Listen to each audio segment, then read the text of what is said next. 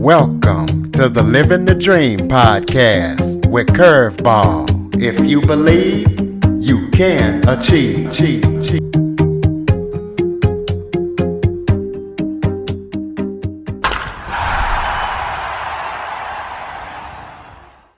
Welcome to the Living the Dream with Curveball podcast, a show where I interview guests that teach, motivate, and inspire. Today, I am joined by author and tax strategist Dohn Thornton. Dohn is going to show you how to legally reduce your taxes to nearly 0%, as well as protect 100% proof of your assets with his copyright trust. So we're going to be talking to him about that, and we all feel like we pay too much taxes. So we're going to get his expertise on that issue. Dohn, thank you so much for joining me today. Thank you so much for having me on. I love to talk about this, so I always like the opportunity to be able to share it with more people. Well, why don't you start off by telling everybody a little bit about yourself? Well, like I said, my name is Dohn Thornton. I'm living in Orlando, Florida, where I've been since 1999. Like most people in Florida, where I'm from somewhere else, but we all managed to come down here. Been a real estate investor for 20 years. I'm considered one of the leading short sale investors in the country. And that's really how I ended up learning about this tax strategy, because as a successful investor, I mean, I don't remember one year where I didn't have to write a check to the IRS for something, at the end of the tax year. And another real estate investor said, hey, you should hear about this. And he told me about it, and I was blown away that such a thing existed, because you think to yourself, well, I wonder why this hasn't been talked about more widely. And frankly, it's just been kind of like a word of mouth type thing for decades. Ultra rich have been using it, and it's just now slowly starting to filter down to people of our level. And I checked it out, did my due diligence, realized that, it's a reputable law firm that has it and puts it together. And I said, I'm in. And then, next thing you know, not next thing you know, but the first time I did my taxes after doing a year's worth of using this strategy, no taxes, didn't pay them, zero. It was awesome.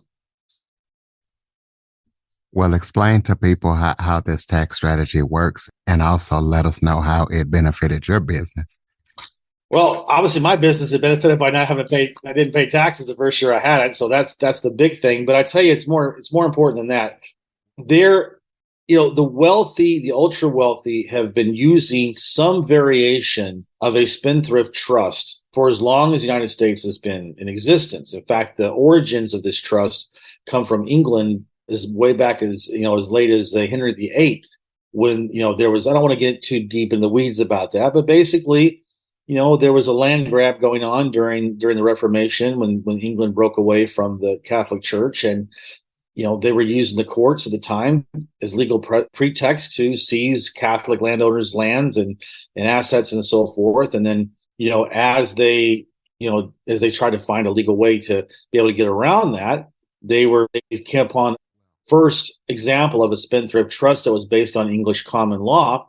Over the centuries, it just kept being refined and changed, modified, obviously, as England expanded its empire. Then it went to the colonies. That's how it wound up here. And then it just continued to be developed and refined over these years. And when this was before the IRS was ever instituted as an institution in the 1930s. The rich were using this because this trust gives 100% lawsuit protection to any assets that are in there. Just to give you an example, remember when OJ, allegedly, because I guess he got acquitted in the court in a criminal case, allegedly killed his ex-wife and the waiter from the restaurant. The family sued in civil court and won. I think it was like a $32 million judgment. I mean, they really stuck it to OJ. There was one problem. He didn't have any assets. And the only assets he had were in a trust. He had sold them to a trust with a spendthrift provision, and they couldn't touch it. And they still can't touch it. And because that spendthrift trust, a trust with a spendthrift provision, is so powerful that, if you personally don't have any assets that you own yourself, that you sold them to the trust, but you're the trustee, and you have 100% control, but no ownership, they can't come after you as a private individual. They can't come after you in your capacity as a trustee. and it certainly can't get to the assets in the trust. So that has been the go-to mechanism, strategy that the ultra rich have used way before the tax code came into existence. Well, I'm sure you know how this works in Washington. The politicians and their staff don't write the laws. Usually, lobbyists write the legislation, and then they'll tweak it a little bit. But what happened was that obviously the oligarchs at the time, the Rockefellers, the Rothschilds, they volunteered to let their lawyers help write the tax code, the original tax code. Very nice of them, right? But they put a code in the IRS tax code that specifically had to do with this kind of trust, and it's called IRS Code 643, especially 643B, and it has to do with these trusts, and it basically gave the owners of these trusts almost complete loophole or ability to not pay any taxes, any substantial taxes at all. And so they've been using this for decades. I mean, the trust that the law firm that I work with that has this trust, I mean, they've had this trust for over 50 years themselves, but it just never really gained any traction outside of that really small circle of ultra wealthy people.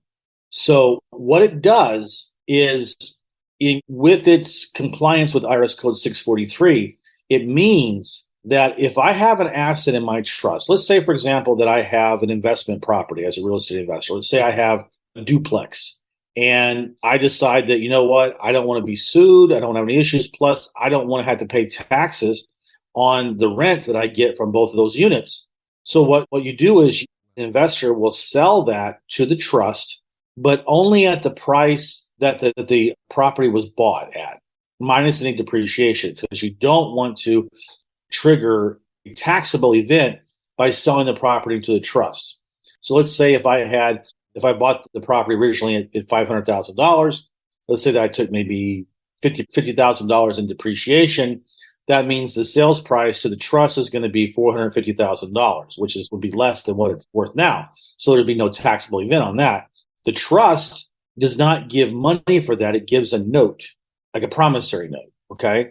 All that matters is that we're going to sell that property irrevocably into the trust, where I'm the trustee, for example. So I control it, but I don't own it anymore. So now it's not me personally that signs the lease with my tenants. I sign it as trustee of whatever the name of the trust is. So now when I get rent checks in to the trust bank account, all those taxes are permanently deferred. They never get paid. And plus, nobody can, anybody can sue anybody, but it's not going to get anywhere with a judge if a lawsuit is filed. So now, what was before, it was taxable for me personally, or if I had an LLC or something, that would be taxable money. Those rents come in. Now, no tax. It's permanently deferred. So, and let's say I decide that I want to sell the property. So let's say that I want to sell it for, let's say, $1 million. Say it's appreciated at that time, I can get $1 million for it. Now, normally, if you sell an investment property, that means that you're going to have to get hit with capital gains tax, and that's about 24%.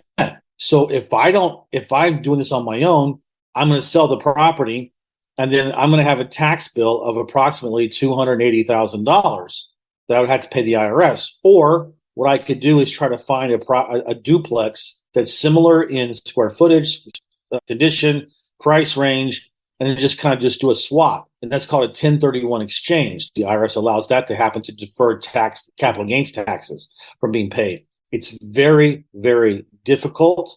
You have to find a property and get it under contract within 45 days, and you have to close within 60 days. I've heard a statistic that said that less than 50% of 1031 exchanges ever work. And so you're stuck then. If you can't find a property that meets all those criteria, you're going to have to pay that $280,000 in taxes, capital gains taxes. Well, if it's a trust asset and you put that up for sale with the trust as the owner, you sell it, the money comes into the trust's bank account. Now, because the trust is in compliance with IRS Code 643, that means that that $280,000 that we would have paid in capital gains tax, that money is deferred forever, permanently deferred, as long as it stays inside the trust.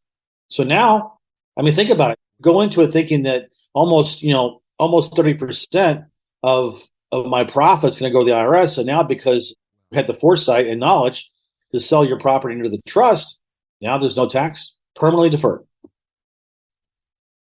Are there any court rulings that show that this is legal? Yeah, absolutely. It has been. I mean, I've got in my ebook and on my website, I have all this information there. I can't quote it like right off the top of my head, but yes, absolutely. The thing about this is that when you're talking about contract law and legislative law, a trust at its core is a contract.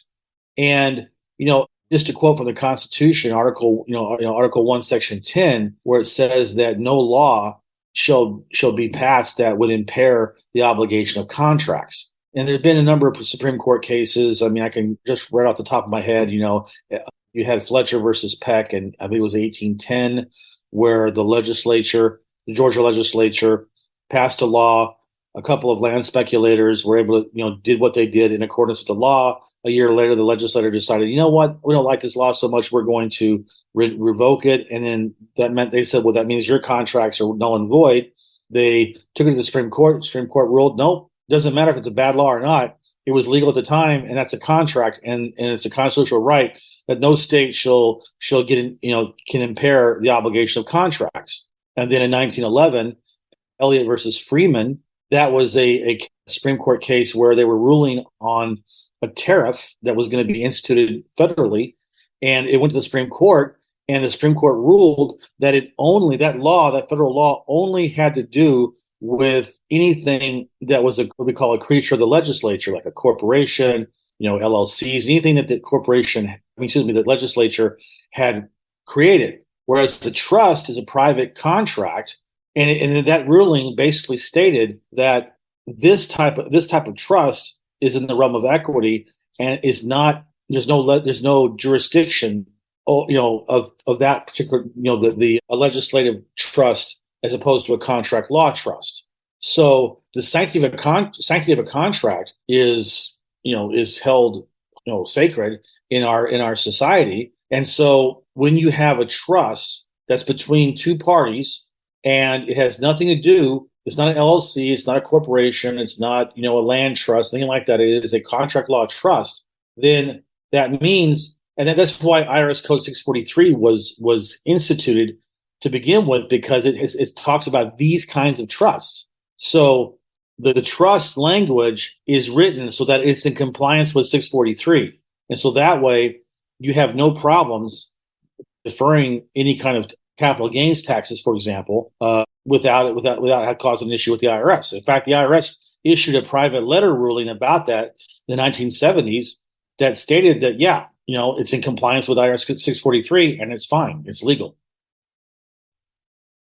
Well, what mistakes are you currently seeing people make in their tax strategies? Well, what they're doing is they are relying on, again, what we call legislative solutions that are passed by the legislature. And really, that's kind of like where you're playing in someone else's rules. And I'm not trying to sound some radical that's saying, oh, don't pay taxes or whatever. I'm not.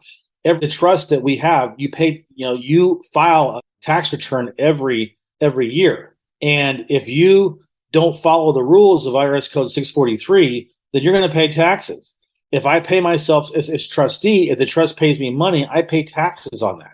It strictly has to do with the fact the IRS will allow as long as the money comes in to the trust as passive income or from the sale of a trust asset, and it stays inside the trust, then any taxes can be deferred permanently. But if I disperse to someone, let's say that I have a beneficiary and I write them a check for $50,000, well, that's taxable. And that person's got to pay taxes. So, you're using what is available to, avoid taxes, but not evade them. I was making mistakes as a real estate investor because I did not know that this strategy was out there. And so I would say the biggest mistake of most people who are paying too much in taxes is because they are ignorant of the ways that you can legally do it.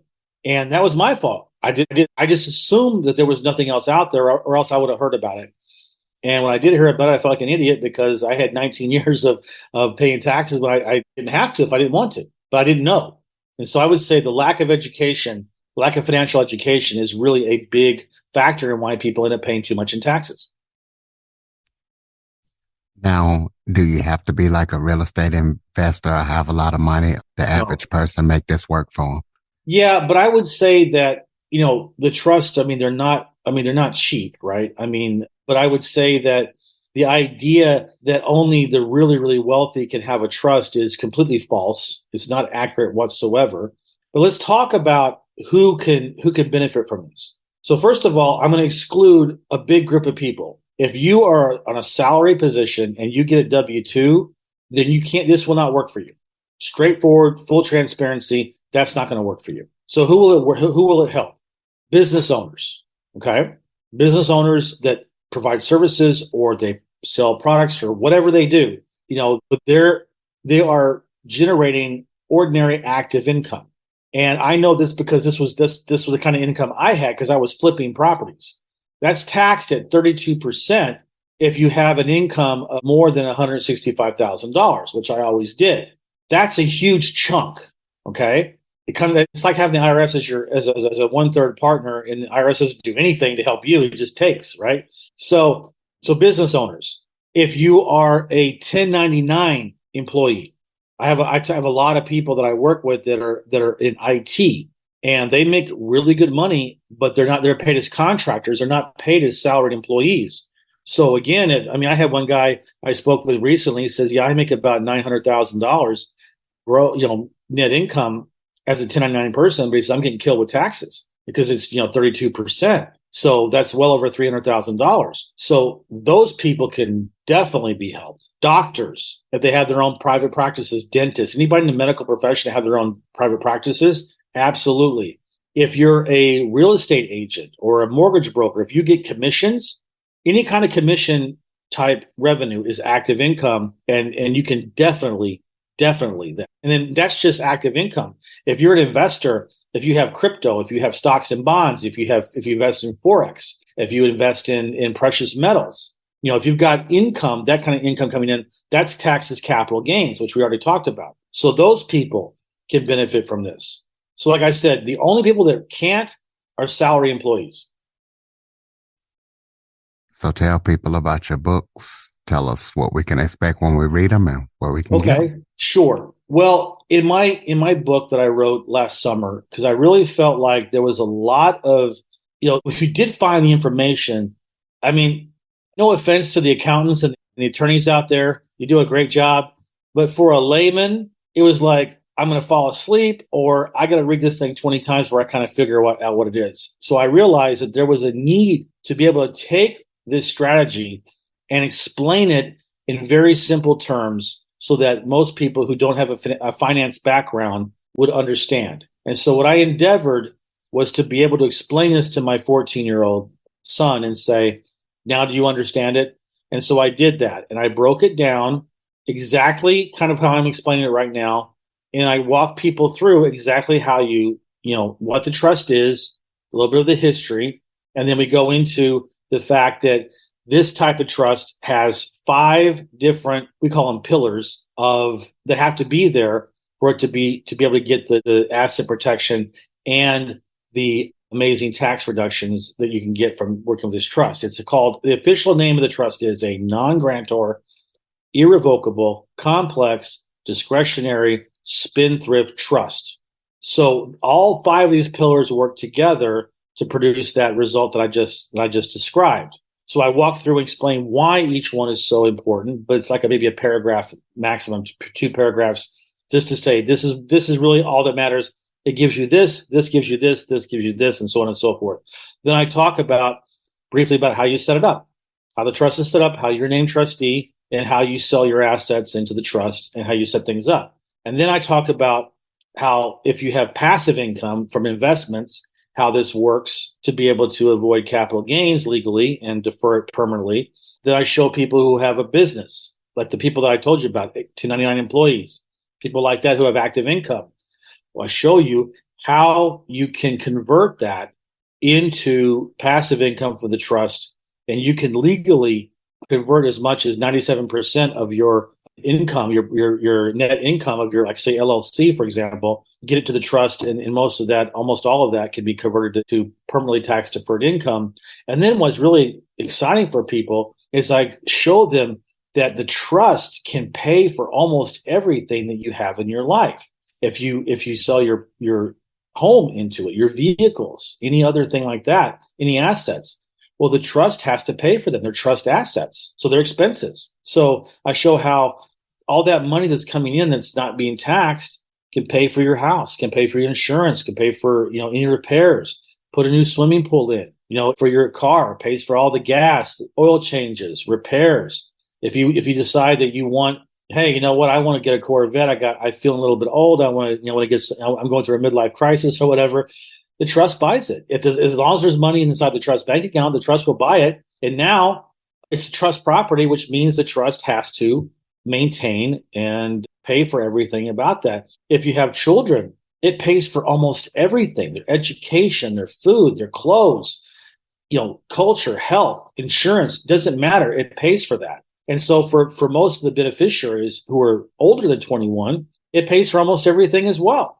I'd say probably 90% of what we do in our lives can be considered a trust expense. So when you realize, and I go through this in my book, and I show everybody, when you realize exactly what this does for you, and how amazing it is, from asset protection, amazing legal reductions in taxes, and how you can start paying for almost everything with pre-tax dollars, you start thinking to yourself, why in the world would anybody not do this? And that's all covered in the book.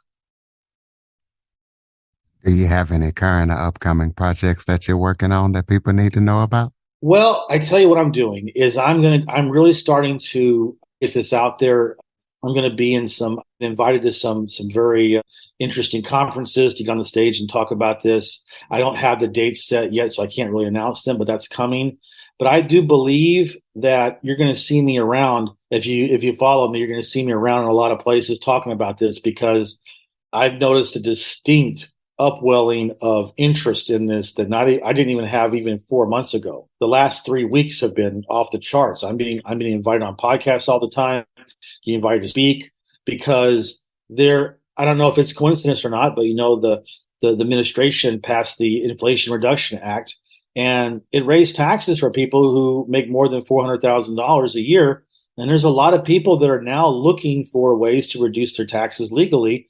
And I think it's now in the front of their mind and awareness, and they're looking and they're finding. I mean, they find me on YouTube, social media, TikTok, Instagram, Facebook, LinkedIn. I'm all over the place. And they're coming to me saying, tell me more about this strategy. So I would say just, find me on social media, and you'll be able to know what's going on. That was my next question. Throw out your contact information, website, social media, where people can follow you. Right. Well, I'm on TikTok at Ironclad Trust, IRONCLAD Trust. It's my TikTok handle. And then on YouTube, if you just type in Dohn with my spelling, DOHN, and just Infinite Wealth Strategist, you'll find my YouTube channel. And then anywhere you find me on social media, you're going to see my website. And I'll give it to you right now. It's https://financial freedom, the number 4, the letter U.now, NOW.SITE. And you know what? Text me. I'll give you my phone number. I have no problem with people texting me. My number is 407-902-7827. That is my personal cell phone. Don't be shy. Send me a text. You want to know more about it. Absolutely. Give that website out one more time, and then close us out with some final thoughts. Maybe something that I forgot to touch on that you would like to talk about, or just Sure. Any final thoughts you have for the listeners. Okay, my website again is https://financial freedom, the number 4, the letter U like Utah, .now, that's NOW.SITE, financial freedom for you.now.site. And I will say that I'll just give an example. And this because I want to talk about two different people real quick. I have a business owner who was going to sell his business for $7.5 million. He saw me on TikTok. He saw that, I showed him how he could legally permanently defer his capital gains taxes from the sale of his business. He reached out to me. We were able to get him a trust, taught him how to do it, and he sold his business. And whereas he would have owed $1.75 million in capital gains taxes, he didn't have to pay them. They stayed inside his trust, and he was able to use those for expenses and other investments and so forth. And he was extremely happy about that. Now I'm going to go to the other extreme and talk to you about this woman that she worked for a law firm, and she was not an employee. She was a 1099 person, and she was going to probably make $200,000. This was earlier in the year, and she was going to get hit on some pretty high taxes. So I was able to she got a trust, and we showed her how she could basically take $194,000 of that money that she was earning as a 1099 employee, convert that to passive income for the trust, and she was only going to be taxed on $6,000 net income on her LLC because of this strategy. So we showed her you probably won't pay any taxes this next year. And she actually started, crying out of gratitude. She was so happy about that. And so what I'm trying to say is that this can work for the really rich. It can work for people even who make that kind of money. It's there if you do it. And honestly, again, I have an MBA in finance. I have a 20-year, very successful career as a real estate investor, and I didn't know about it. But it's there, and you don't have to be, super rich. Your children can be trust fund babies, not like the Kardashians, not like the Rockefellers. Your own children can be trust fund babies if you get this trust, and it's not nearly as hard as you think. All right, ladies and gentlemen, this is definitely an important topic as we get kind of closer to tax season. Please follow, rate, review, share this episode to as many people as possible. And if you enjoyed this episode or this show, please be sure to tell a friend. Thank you so much for joining me today. I love it. Thank you for being here. For more information on the Living the Dream podcast, visit www.djcurveball.com. Until next time, stay focused on living the dream.